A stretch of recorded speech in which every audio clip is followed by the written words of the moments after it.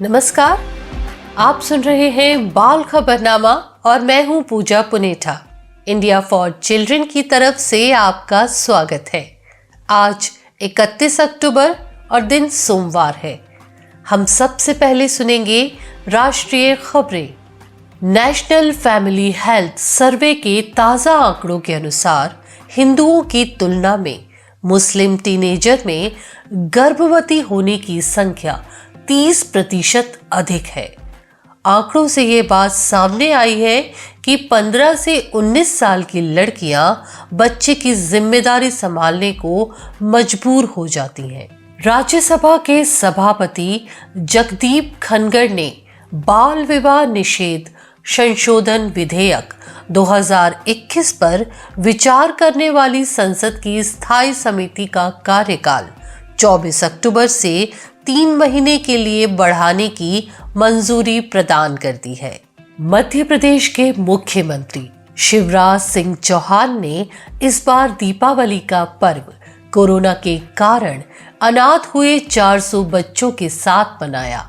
साथ ही मुख्यमंत्री ने बच्चों को आश्वासन दिया है कि सरकार उनकी शिक्षा में पूरी सहायता करेगी। केरल के राज्यपाल आरिफ मोहम्मद खान ने कहा है कि बच्चों को विशेष धार्मिक शिक्षा देना मानवाधिकार का उल्लंघन है। उन्होंने कहा है कि देश में 14 साल तक के बच्चों को बुनियादी शिक्षा देना शिक्षा का अधिकार अधिनियम के तहत आता है।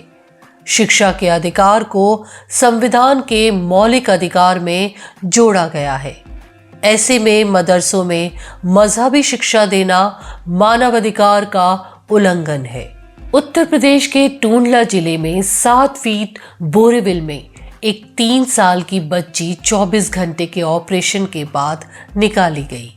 इसके बाद यहां लोगों ने जमकर दीपावली का पर्व मनाया। दिल्ली के सागरपुर इलाके में मां की डांट के बाद घर से भागे 3 और 5 साल के बच्चों को लोकल पुलिस कांस्टेबल ने घर वापस पहुंचाया। बच्चे घर का नाम पता बता नहीं पा रहे थे।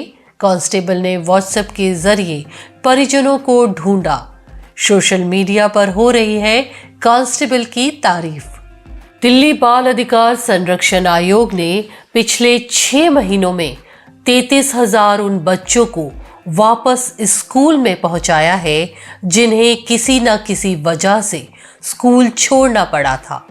बीमारी, बाल मजदूरी, पलायन, बाल विवाह, तस्करी जैसी वजहें इनके स्कूल छोड़ने का मुख्य कारण थी।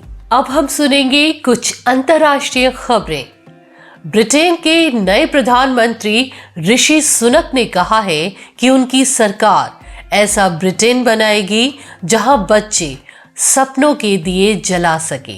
उन्होंने कहा इसके लिए उनकी प्राथमिकता आर्थिक हालत सुधारने की है। ब्रुसेल्स के व्रिजे यूनिवर्सिटी के शोधकर्ताओं ने अपने हालिया शोध में कहा है कि भारत में करीब 51% बच्चे गरीबी और जलवायु आपदा के दोहरे दुष्प्रभावों में जी रहे हैं। शोध में यह भी कहा गया है कि भारत में 222 मिलियन सहित पूरे एशिया के लगभग 350 मिलियन बच्चे ऐसे हैं जो गरीबी और जलवायु आपदा दोनों की चपेट में हैं। चीन अपनी कम होती युवा जनसंख्या से खासा चिंतित है।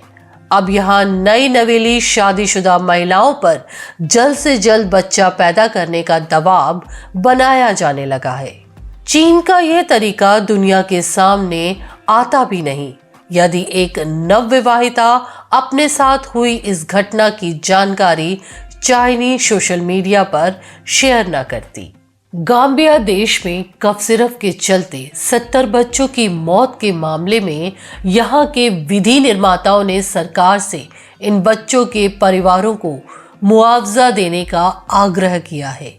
इन बच्चों की मौत किडनी इन्फेक्शन के चलते हुई। अब हम सुनने वाले हैं वो खबरें जो जरा हटकर हैं। सिक्किम में युद्ध नायक और टैंक किलर के नाम से कहे जाने वाले दिवंगत गंजू लांबा की वीरता को समर्पित एक संग्रहालय बनाया गया है। गंजू ने द्वितीय विश्व युद्ध में टैंक रोधी हथियार से 2 जापानी टैंकों को तबाह किया था। उन्हें विक्टोरिया क्रॉस पुरस्कार से भी सम्मानित किया गया था।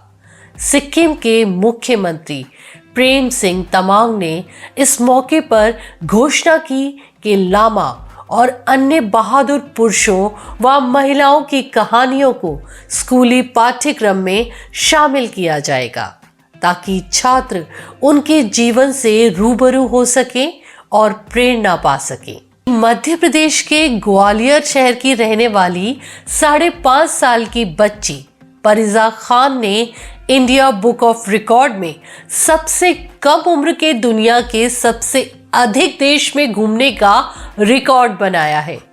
परिजा ने अब तक दुनिया के 44 देशों के 110 शहरों की सैर की है।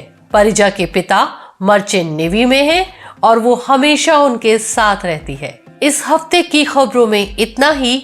अगली बार सोमवार को हम आप सबके साथ दोबारा से जुड़ेंगे बाल खबरनामा के जरिए।